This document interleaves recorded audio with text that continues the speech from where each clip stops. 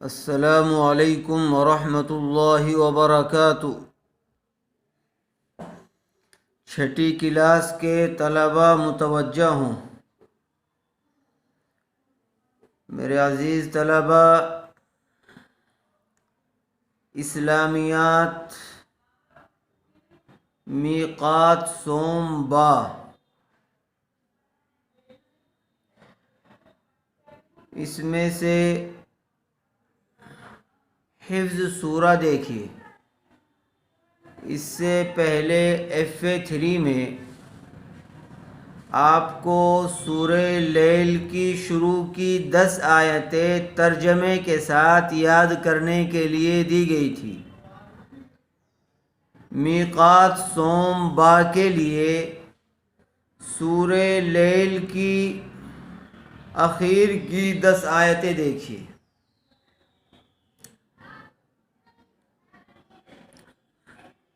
اعوذ باللہ من الشیطان الرجیم، بسم اللہ الرحمن الرحیم۔ وما يغني عنه ماله إذا تردى إن علينا للهدى وإن لنا للآخرة والأولى فأنذرتكم نارا تلظى لا يصلاها إلا الأشقى الذي كذب وتولى وسيجنبها الأتقى الذي يؤتي ماله يتزكى وما لأحد عنده من نعمة تجزى إلا ابتغاء وجه ربه الأعلى ولسوف يرضى۔ تو آیت نمبر 11 سے آیت نمبر 21 تک ان کو حفظ بھی یاد کرنا ہے اور ان کا ترجمہ بھی یاد کرنا ہے۔ دیکھیے، اب ان کا ترجمہ دیکھیے۔ وَمَا يُغْنِي عَنْهُ مَالُهُ إِذَا تَرَدَّى، دیکھیے، اور جب ایسا شخص تباہی کے گڑھے میں گرے گا تو اس کا مال اس کے کچھ کام نہیں آئے گا۔ اس سے پہلی آیت میں بتلایا گیا تھا کہ وہ اما من بخل واستغنى وكذب بالحسنى فسنيسره للعسرى، کہ رہا وہ شخص جس نے بخل سے، کنجوسی سے کام لیا، اللہ کے دیے ہوئے مال کو ضرورت مندوں پر خرچ نہ کیا اور اللہ سے بے نیازی اختیار کی، اور سب سے اچھی بات کو جھٹلایا، تو ہم اس کو تکلیف کی منزل تک پہنچنے کی تیاری کرا دیں گے، یعنی اس کو آہستہ آہستہ تباہی کی طرف لے جائیں گے۔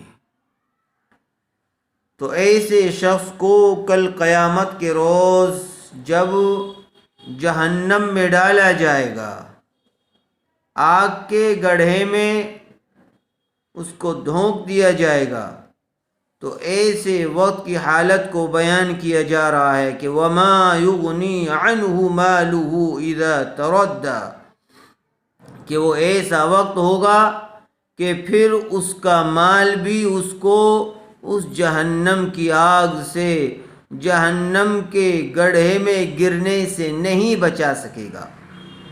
اور جب ایسا شخص تباہی کے گڑھے میں گرے گا تو اس کا مال اس کے کچھ کام نہیں آئے گا۔ إِنَّ عَلَيْنَا لَلْهُدَى وَإِنَّ لَنَا لَلْآخِرَةَ وَالْأُولَى، یہ سچ ہے کہ راستہ بتلا دینا ہمارے ذمہ ہے۔ اللہ تعالیٰ فرما رہے ہیں کہ ہمارے ذمے تو صحیح راستہ بتلا دینا ہے کہ صحیح راستہ یہ ہے، صحیح راستہ دین حق دین اسلام ہے کہ دین اسلام کے مطابق آدمی زندگی گزارے، برائیوں کو چھوڑ دے، اچھائیوں کو اختیار کرے۔ اللہ تعالیٰ نے اچھے اور برے کو انسان کے سامنے واضح کر دیا ہے کہ اچھا کیا ہے، برا کیا ہے۔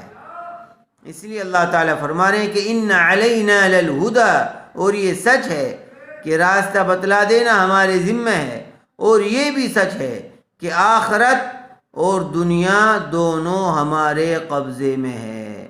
وَإِنَّ لَنَا لَلْآخِرَةَ وَالْأُولَى، ظاہر سی بات ہے کہ پوری کائنات اللہ تعالیٰ کے قبضہ قدرت میں ہے، وہ جو چاہے جب چاہے ان میں تصرف کرنے پر قادر ہے۔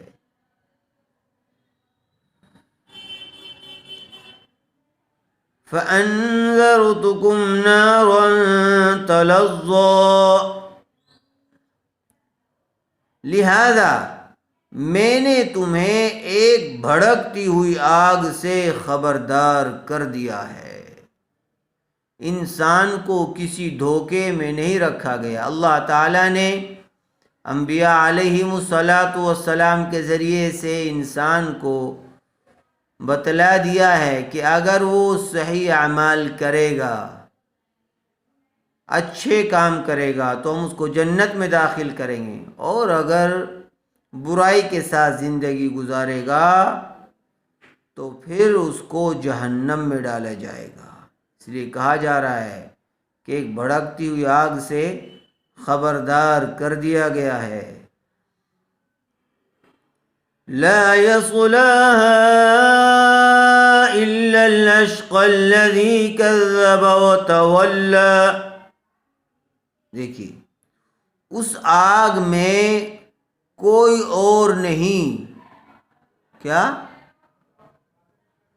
اس آگ میں کوئی اور نہیں، وہی بدبخت داخل ہوگا جس نے حق کو جھٹلایا اور منہ موڑا، جس نے حق بات کو جھٹلایا اور دین اسلام کو ماننے سے یا دین اسلام کے مطابق عمل کرنے سے اس نے منہ موڑ لیا، تو ایسا شخص جہنم میں ڈالا جائے گا، اس آگ میں ایسا ہی شخص ڈالا جائے گا۔ آگے دیکھیے،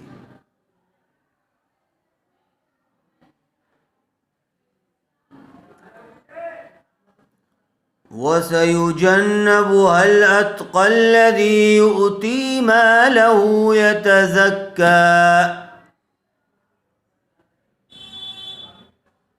دیکھیے وَسَيُجَنَّبُهَا الْأَتْقَى الَّذِي يُؤْتِي مَالَهُ يَتَزَكَّى، دیکھیے اور اس سے ایسے پرہیزگار شخص کو دور رکھا جائے گا، یعنی اس آگ سے ایسے اچھے آدمی کو، نیک آدمی کو دور رکھا جائے گا، بچا لیا جائے گا، جو اپنا مال پاکیزگی حاصل کرنے کے لیے اللہ کے راستے میں دیتا تھا، جو اپنا مال اپنے دل کو پاکیزہ بنانے کے لیے، گناہوں کی اندھیریوں سے صاف کرنے کے لیے اپنے مال کو اللہ کے راستے میں یعنی ضرورت مندوں پر ضرورت کی جگہ خرچ کیا کرتا تھا، ایسے شخص کو اللہ تعالیٰ اس آگ سے بچا لیں گے۔